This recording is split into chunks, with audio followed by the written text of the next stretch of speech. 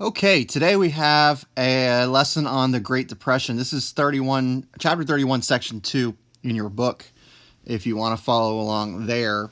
Begins our first lesson that we'll be working on this week and next week that deals with our next test. All right, the next test is going to deal with section 31.2, the Great Depression. It'll also include, which we'll get into on Friday, the lessons on totalitarianism. There are a couple different sections for totalitarianism. I will talk about that on Friday. For now, we're just going to look at the Great Depression, and we're going to look at causes and effects. Pretty simple stuff, and we'll get going. The first thing I want to look at is the situation, kind of pick up where we left off with Russia. We've been looking at World War I, and then we looked at the aftermath of World War I, in particular with the Russian Revolution, and then the collapse of Imperial China and the last of the dynasties. We're going to focus on the European issues here for now, and then we'll expand it to the world beyond Europe as we go through the lesson.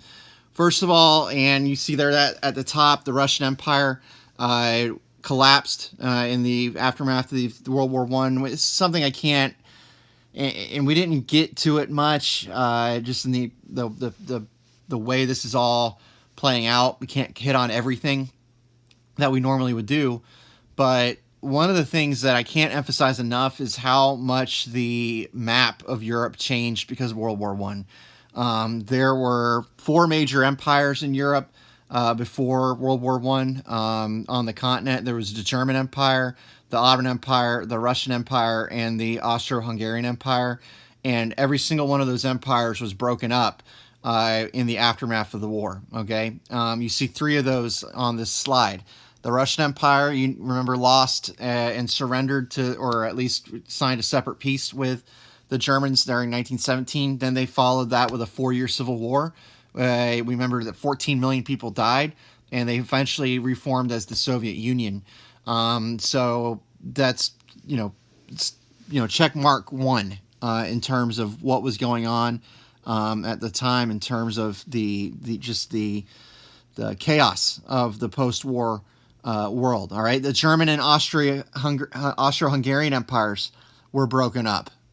Their overseas territories were lost. Their territories in Europe were lost.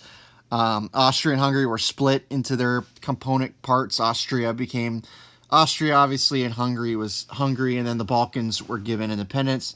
Germany was made smaller. It lost a lot of its territories to its surrounding countries. The main idea being the French and English wanted to weaken Germany to prevent German aggression again in the future. There were some more underlying problems that we'll talk about with, in particular, the Germans.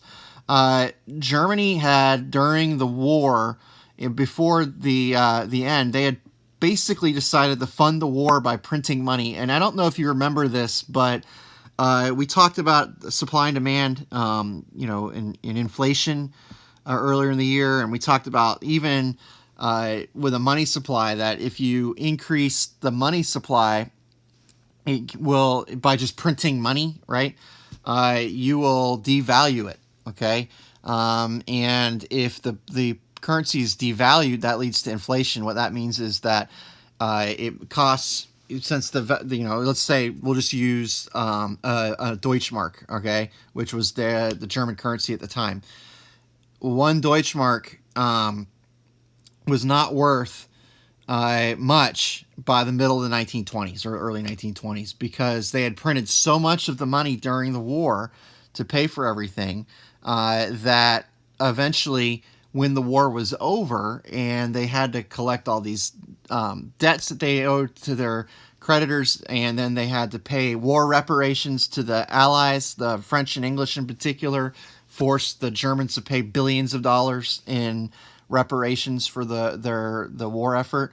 So besides paying for their own war effort and then the Allies in reparation, the German economy was incredibly weakened by this. And the inflation, because they just printed the money, led to basically the point, they became runaway inflation, to the point where a Deutschmark was basically worth nothing. All right, you can see that here, and this is in their book. And there's famous pictures of German children basically making stacks of Deutschmarks and burning them. All right, or tacking them to the wall and making wallpaper out of them. All right, imagine taking all of your dollar bills and basically just making it into a fire, or making it into wallpaper, because it's literally worthless.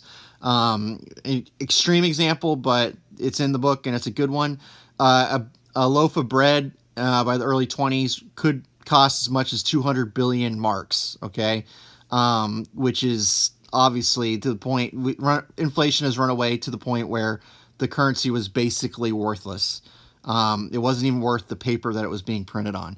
So if you're a German, imagine you're a German, a student or a young person trying to make their living.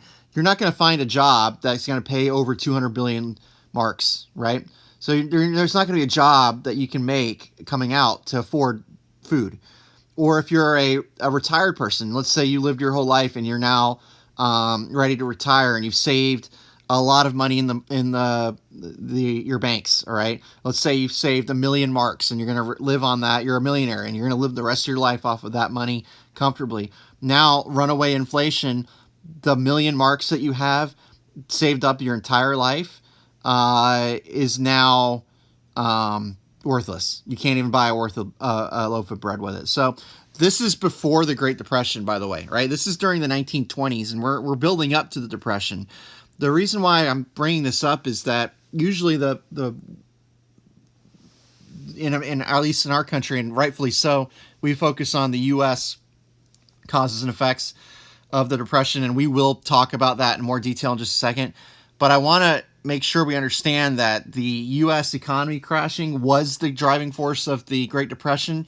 But what you need to think about is, why would the U.S. economy crashing create a global depression?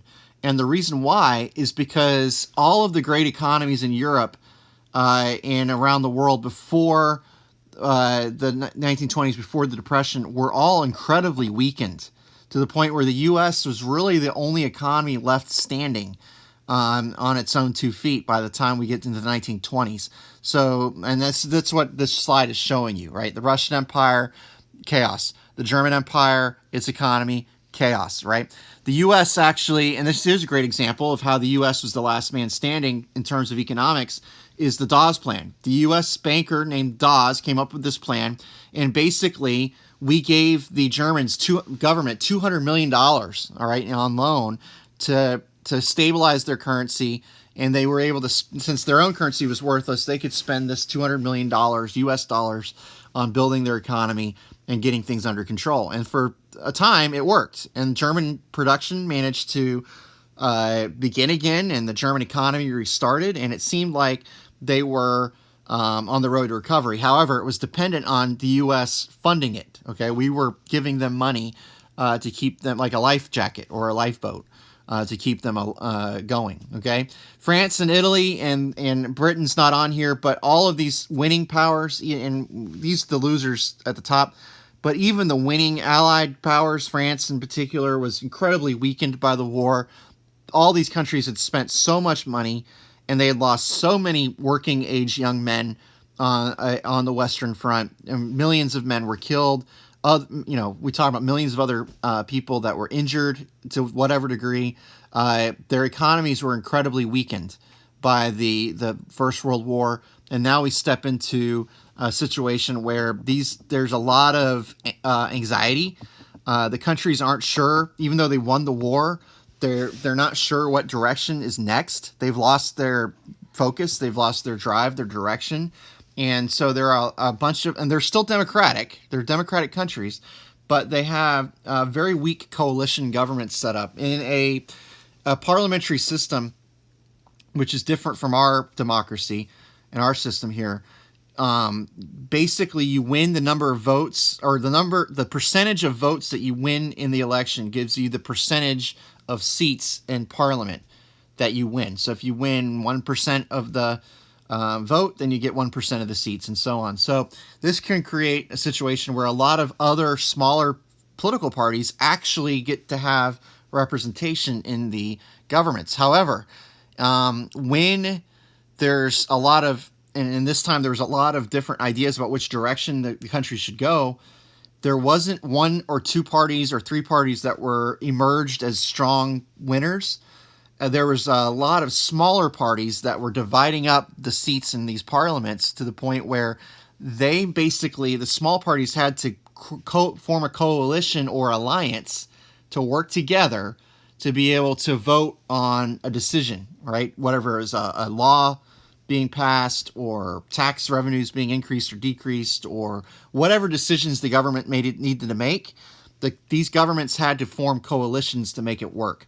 And the problem was these coalitions were very volatile. These were different political parties that didn't necessarily always agree with each other, and they were very, very, very, very prone to breaking apart. They would form an alliance to try to get a vote on a tax or a law, and oftentimes the coalition would break apart very rapidly. Okay, so even though these countries won the war, what we're saying here at the bottom is that there's a lot of anxiety, and there's not a whole lot of direction in Europe, and the economies suffered, even the winning countries. Okay. On the other hand, the U.S. economy in the 1920s was booming. All right, I told you that the U.S. economy was the last man standing, so to speak, following World War I. The U.S. had very little involvement in the war compared to the other major powers. Even though we lost over 100,000 men during the war, it doesn't compare really to the 2 million men the French lost, all right, or the 1.5 million men that the British lost. So the point being that the U.S. economy, in terms of the money that we didn't spend on the war, the men we didn't lose fighting for 4 years on the Western Front, meant that our economy was ready to roll, all right, in the 1920s after the war ended. We had incredible growth, right? Our factories produced more than ever, and our farms produced more than ever. And while this on the surface looks very good, and that tremendous growth led to tremendous stock value increases, you can see here that the increases went up towards of 400%, meaning if you bought stock at, whatever, rate, okay, let's say you put $1 and bought $1 worth of stock, if it rises 400%, then that $1 stock now has become $400, okay? It's incredibly stupid level of increase, meaning unprecedented, and there's a lot of people that wanted to get rich off of this, all right? A lot of greed, a lot of looking at the stock numbers continue to rise, the productivity numbers continue to rise, and everybody wanted to get in on the action. The problem with this is that, and you might know this, but in the stock market, any money that you put into the stock market needs to be disposable income, right? Or money that you can afford to lose if the stock prices go down, because they're not guaranteed. So any money you go into the stock, if the value rises, then sure, you've increased the value and you can get more money out of it. But if the stock value decreases, then you've lost that money. And if you sell the stock for less than you bought it, then it's gone. All right, you've lost that money forever. So that's the underlying issue here, is that while the stock values are rising, they're not secured by anything. Okay. And that's going to be important for when we look at this next point, buying on margin. This is not something that's allowed anymore, but in the 1920s became very common. You think about it this way, right? If you need to have disposable income, meaning you have to have money that you can afford to lose, what type of person can safely invest large amounts of money in the stock market? And the answer would be somebody who already has a lot of money, okay? So when we talk about these people playing with the stock market, it's not people that are very, very poor. It's not people that are barely making ends meet. And it's not even really the lower middle class either, especially as stock values go up, right? As stock values rise, okay, the amount of money to buy into the stock market becomes greater. Meaning that, let's say I have $1,000 to as a middle class person, I've saved, I have $1,000. I can afford to lose it because I have other savings. I want to buy stocks in this company. If I buy it early in the 1920s, before the boom really ticks off, maybe I can buy stocks and I jump in right here, okay, at the beginning point. And I can buy the stock. Then it rises 400%, okay? That $1,000, now multiply it by 400%, okay? I've become stupid rich. Then my neighbor, okay, wants to buy in, okay? My neighbor sees me become stupid rich off of my investment, and they say, well, I have $1,000 too. I'm going to invest. But the problem is the stock price is now much, much, much higher. All right. As the values continue to rise, the minimums to get involved in the market continue to rise. So as you get higher and higher and higher, the middle class and lower middle class are going to be priced out, meaning that they can't afford to safely invest in the economy. And so you see some people begin to buy on margin, meaning my neighbor, okay, I invested here where my $1,000 could afford a decent amount of stock, then the price went up. My neighbor wants to invest starting up here where the price has already risen. He can't afford to buy nearly as much stock as I could have previously. So what he does is he buys on margin. He goes to the lender and to the stockbroker, and he says, I want to buy the same amount of stocks as my neighbor, but I don't have the same, I can't afford to buy as much stock. Okay. So what can I do about this? And the lender said, you can make a down payment. Let's say the stock price is $100 or whatever for a stock. You don't have to pay the full $100 a share stock. You could, and I don't have, and this is actually something I should have looked up, but I don't have the percent. But basically, on margin means you don't have to pay the full value of the stock. You only pay part of the value. Let's just make the number 25.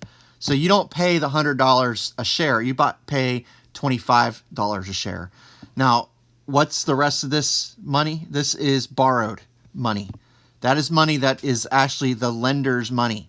So you're buying the stock and you have to pay that lender back. This is money you have to pay back. It's not your money, okay?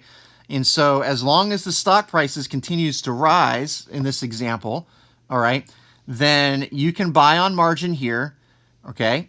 And then when you sell the stock, remember, it's continuing to increase. You sell the stock for $200 a share, then you can easily pay back the $75 you owed per share, and you still make money off of the thing, off the entire deal. So the middle class is willing to buy on margin because they want to get rich.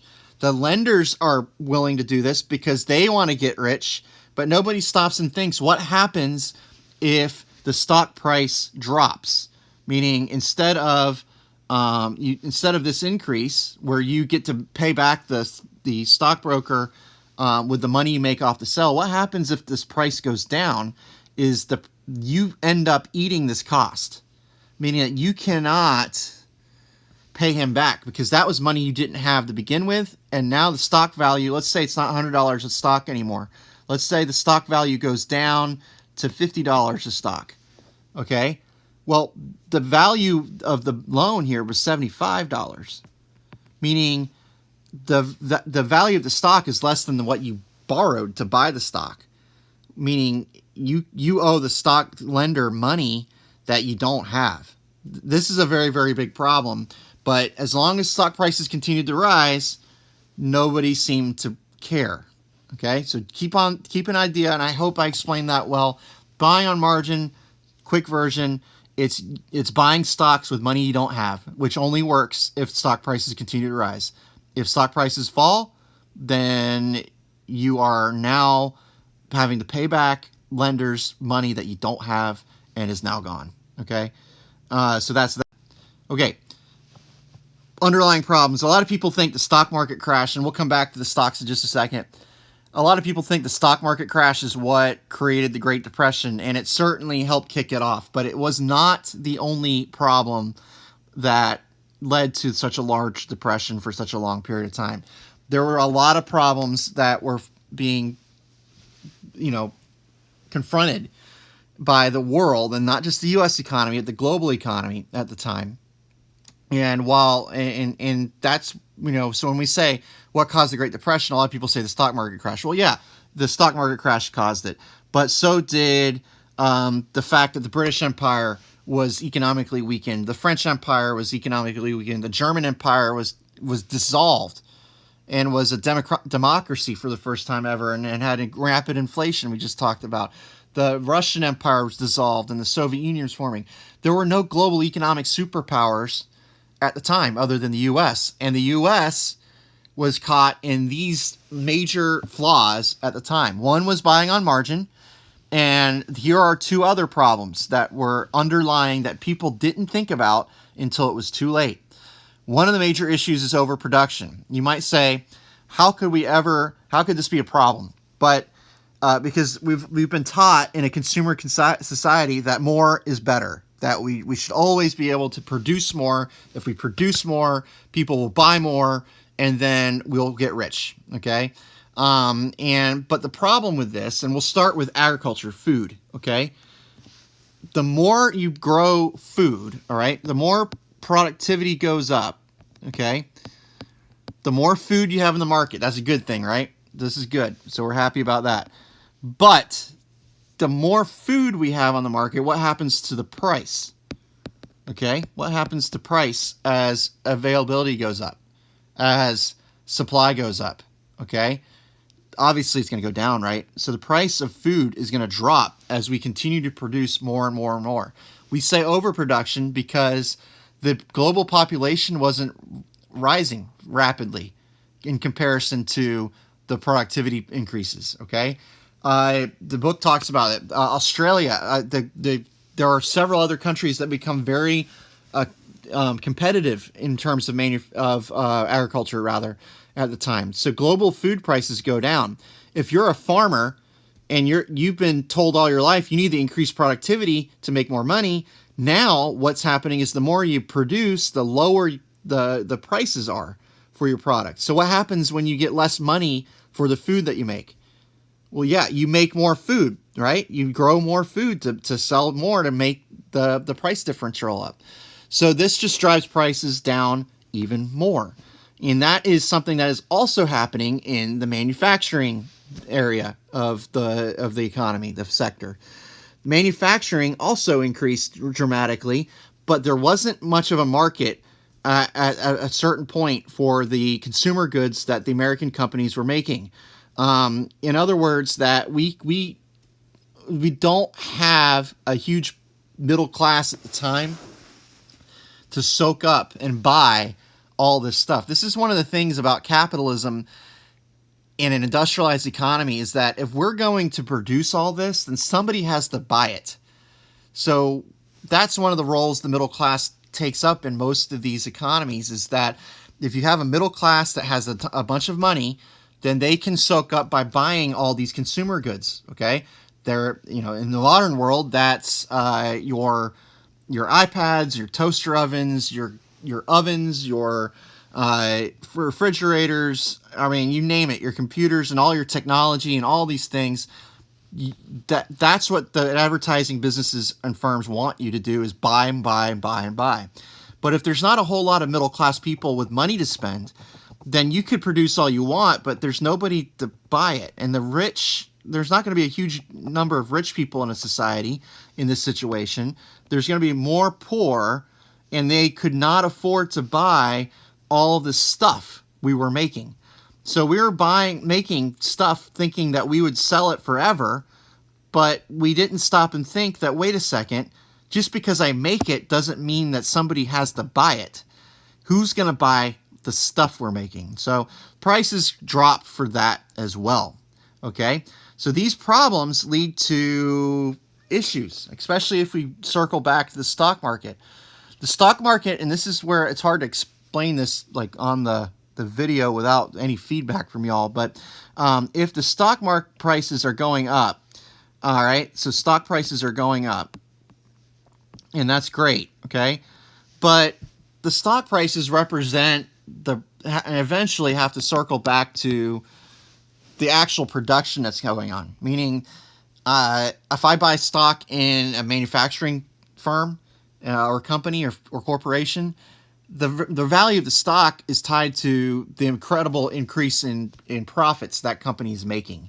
Okay, that's what gives the stock its value. However, because there was such a high demand on the stocks in the 1920s, and there was basically unbridled, capitalist practices like buying on margin, stock prices had gone far higher than they normally would have gone, otherwise. Okay, because everybody thought that the manufacturing increases would continue to increase forever. However, obviously, at some point, people are going to stop and realize we've made all these cars, or we've made all these refrigerators, or we've made all these toaster ovens, and they're just stockpiling. They're in the warehouse, they're on the shelves, they're not selling. And so eventually some stockbrokers stop and think and notice this, and they realize these stock prices are too high and they don't represent the reality of what's actually being sold in the factories. Okay, hopefully that makes sense. And so what they do is they sell. They want to sell because the price is too high. Okay, they sell now. All right, and they get out and they can make their money, and then if the manufacturing collapses, then they're safe. However, okay, and this is where the stock market collapse happens.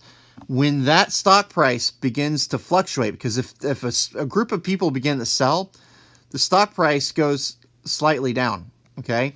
And when people see that after going straight up for so long, they see that stock price begin to fall, they get worried, okay? They get worried.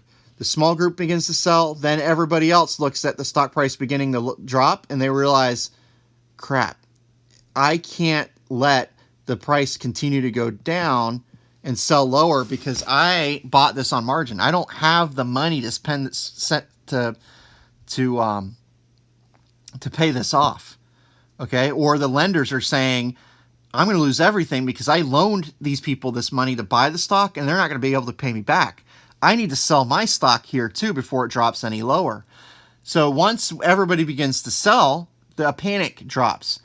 And once the panic drops in, okay, this is the crash, okay, everybody goes to panic mode. And when we panic, everybody sells, nobody buys, okay, so what happens to the price, right? It's going to drop until somebody buys. And if nobody's buying, that's going to keep dropping.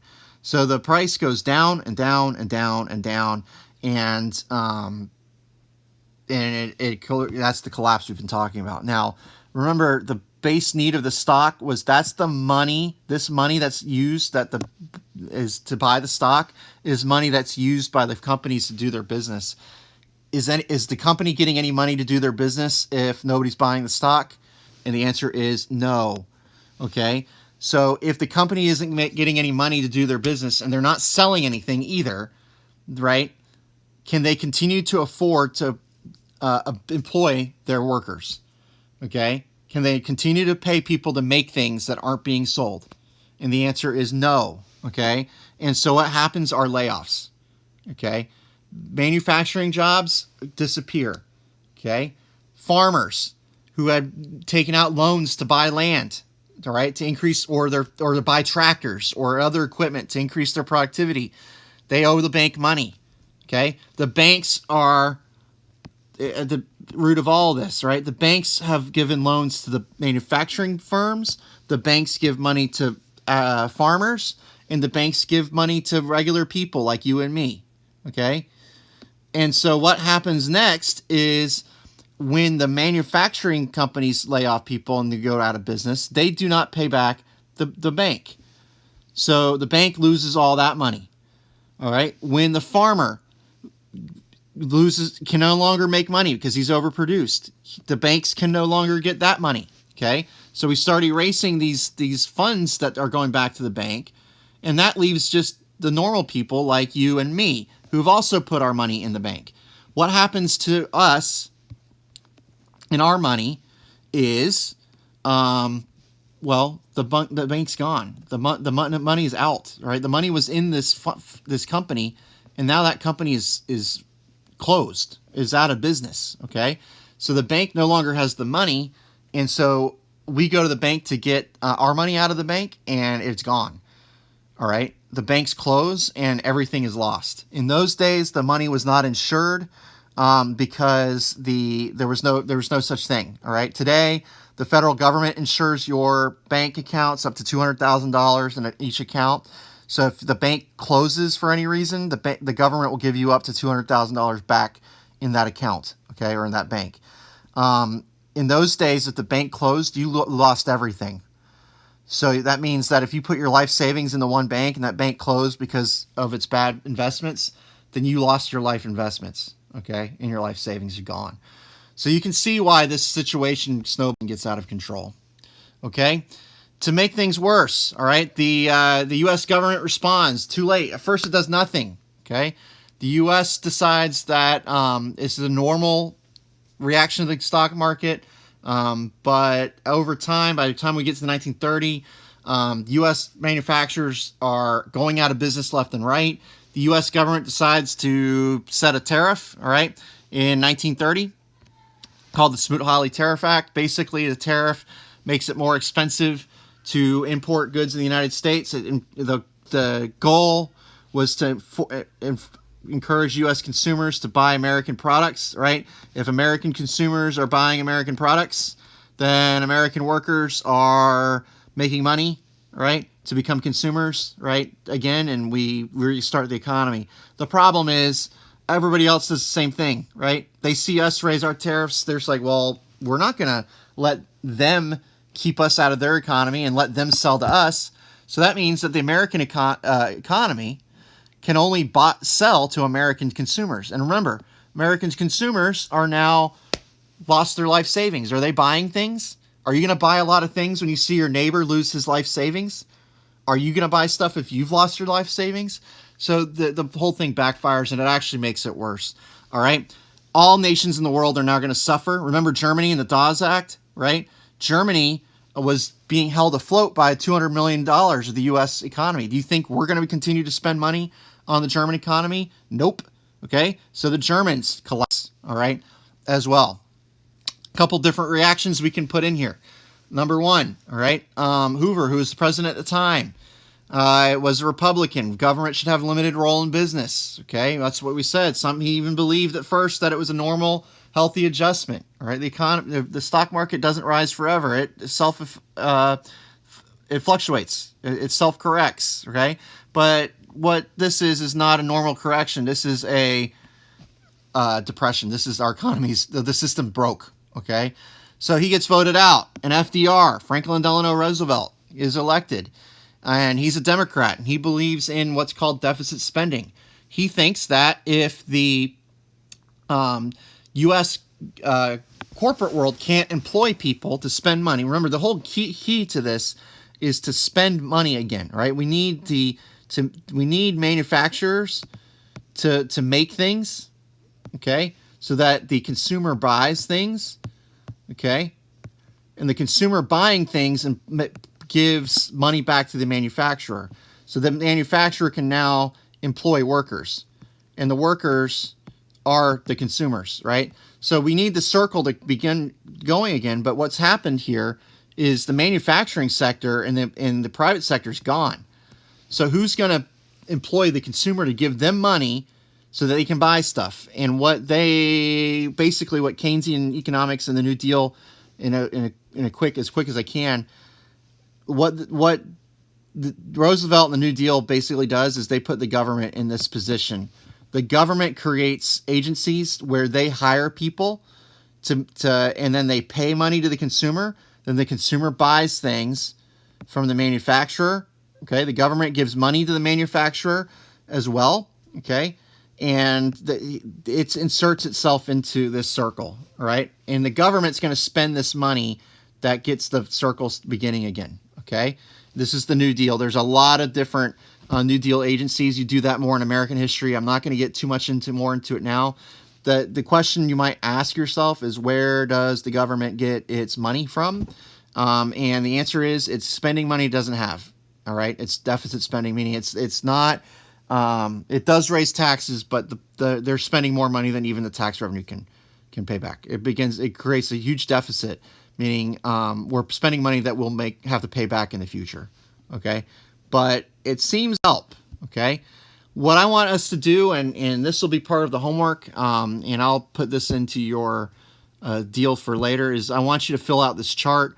I want you to look and see what was the response for each of these countries. So I'm not sure if I can.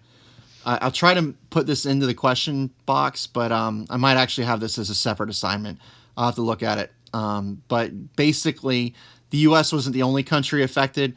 What did Great Britain, France, and the Scandinavian countries do in response to the Great Depression? How effective were they? We'll talk about that later. I'll tell you, they all managed to preserve democracy. The governments become they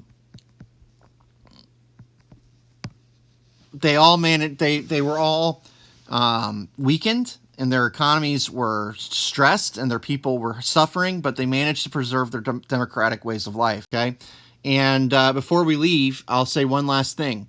Okay, the countries on the previous slide all managed to, like, as did the United States through the New Deal. Other countries weren't so lucky. Germany, okay, Italy are going to be hit so bad from this economic downturn. And then there's other factors like discontent from World War I. You're going to see the rise of fascism. And we'll talk more about that on Friday. So I'm not going to read through this, but it's just something to think about, and we'll connect this back to it when we come back. Okay? So that's it for today. That is the Great Depression in as fast as I could. We talked about a lot of the causes. I hope that made sense. If not, you need to send me a question, and we'll look at it. I'll pop some questions in this for the Edpuzzle, and I'll try to get a feel for how well you guys understand this stuff. Read 1.2, and that will be where this connects, and I will talk to you again on Friday. Have a fantastic day.